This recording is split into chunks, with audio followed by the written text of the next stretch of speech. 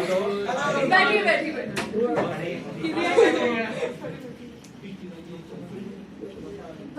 हम आपको ये बात बता रहे हैं कि इससे आसान क्वेश्चन नीट में नहीं आ सकता। बात है 2011 की। सागर मिश्रा पारुल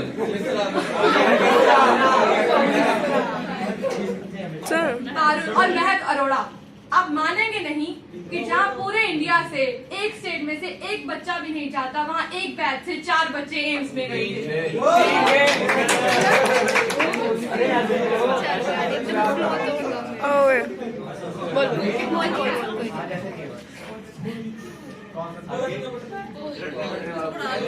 इसको रटने वटने की जरूरत है क्या?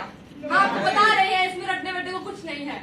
आपने बस एक बात ध्यान रखनी है कि नीट देने तक सिर्फ एनसीईआरटी पढ़नी है, मॉड्यूल को छेड़ने की कोई जरूरत नहीं।